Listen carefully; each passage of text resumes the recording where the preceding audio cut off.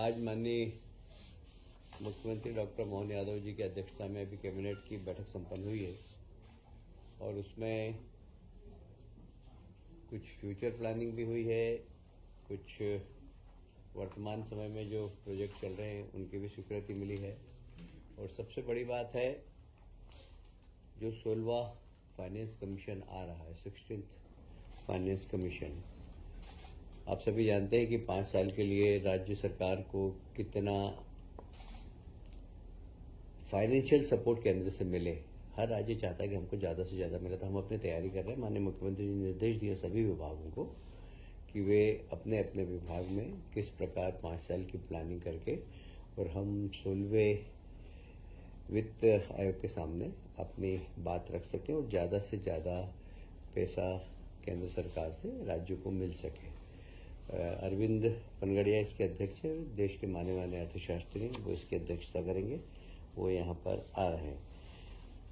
मुझे कहते हुए बहुत गर्व है कि जहाँ हमारे देश के प्रधानमंत्री का एक ध्येय वाक्य रहता है, ज्ञान पर ध्यान, और ज्ञान से उनका तात्पर्य है गरीब, युवा, अन्नदाता, किसान और नागरिक शक्ति।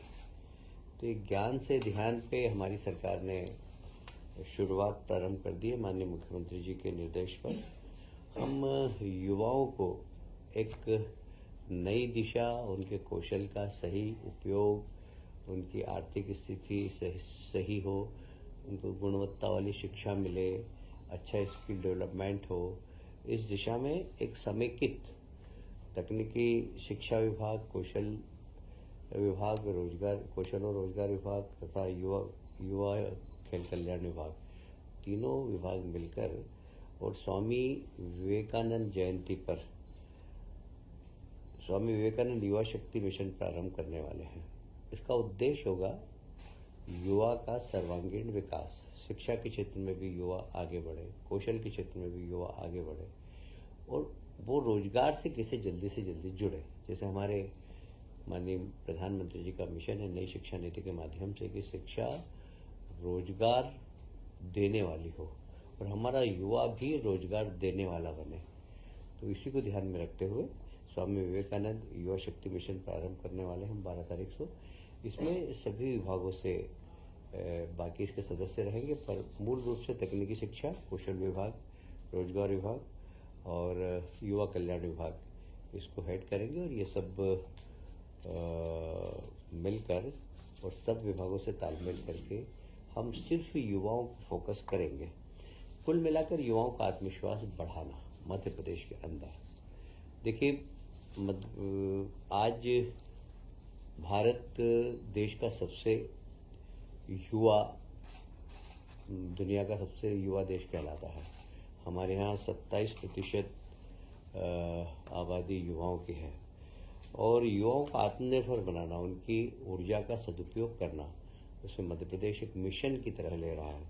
मुझे बहुत प्रसन्नता है, माननीय मुख्यमंत्री जी ने इस मिशन को बहुत गंभीरता से लिया और सभी माननीय मंत्रियों से अनुरोध किया कि अपने अपने विभाग में भी हम युवाओं को किस प्रकार जोड़कर रोजगार दे सकें, इसके लिए काम करने के हमें निर्देश दिए हैं।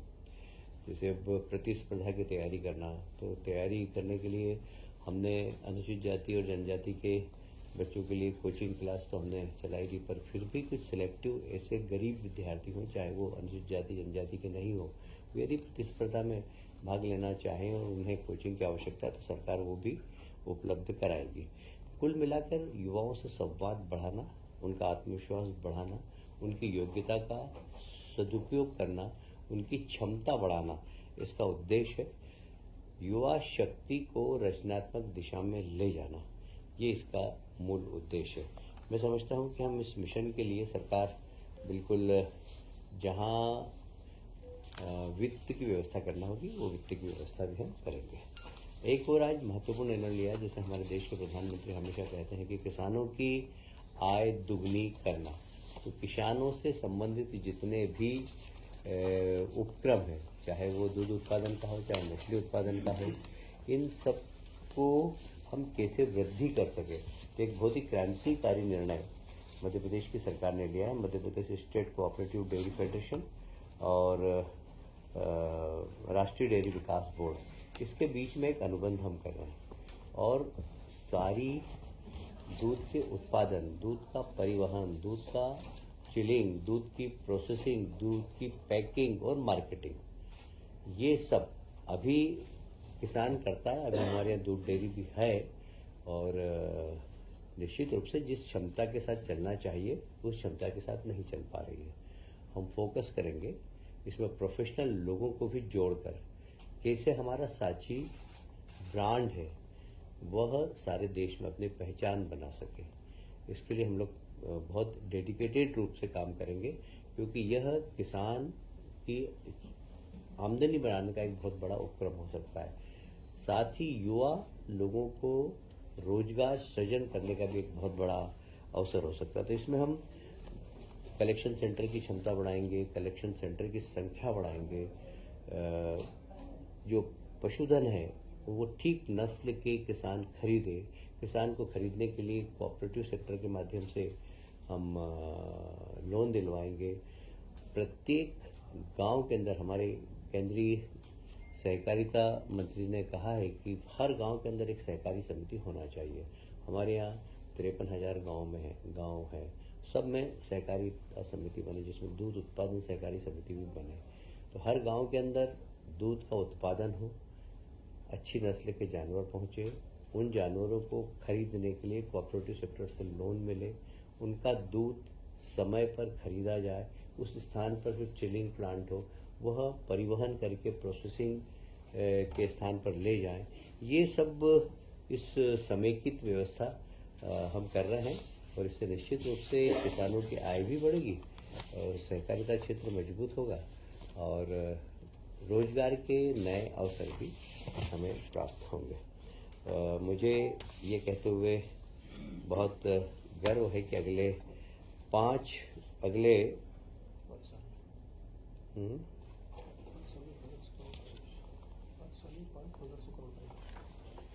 इसका जो प्लानिंग है हमने किया है कि लगभग 5 साल के अंदर 1500 करोड़ का इन्वेस्टमेंट हम करें।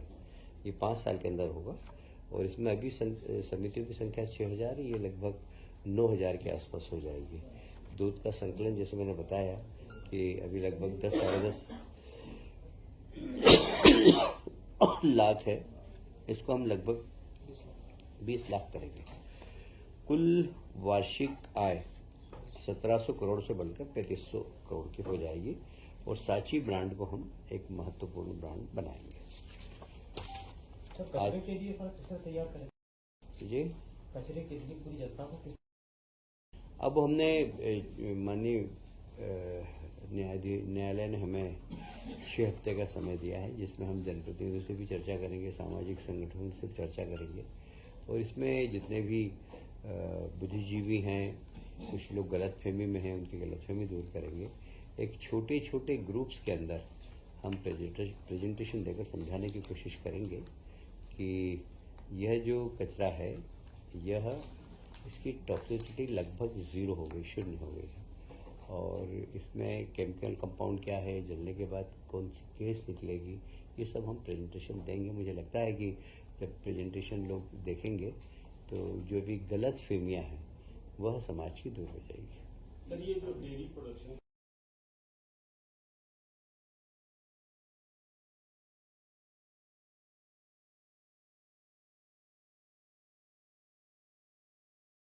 समेकित प्लान है बिल्कुल। गोबर का कलेक्शन, गोबर से खाद बनाना, फिर उसके बाद ऑर्गेनिक फार्मिंग को प्रमोट करना, ऑर्गेनिक उत्पादन को प्रमोट करना, ये सब इससे जुड़ा हुआ है। क्या किसानों से गोबर भी खरीदा जाएगा सर? कुछ ऐसा प्लान है? अभी खरीदना तो नहीं, पर उसकी खाद कैसे बनाना, इसके लिए हम किसानों को प्रशिक्षित करेंगे और उनसे कहेंगे कि आप ऑर्गेनिक फार्मिंग करें और ऑर्गेनिक उत्पादन को ठीक मार्केट मिले, इसके लिए सरकार जरूर चिंतन करेगी।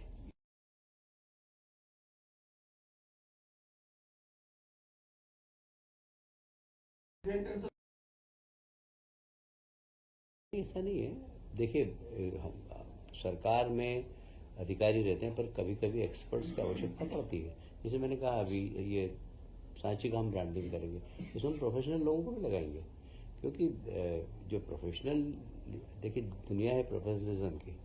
आप अच्छा काम करते हैं, पर आप बहुत अच्छा काम करने के लिए उस क्षेत्र में यदि अच्छे लोगों को लाएंगे तो बहुत अच्छा काम हो जाए। काम तो हो ही जाता है, काम रुकता नहीं है, पर हमको उत्कृष्ट काम करना है तो उत्कृष्ट लोगों को चयन करके और लगाना पड़ता है।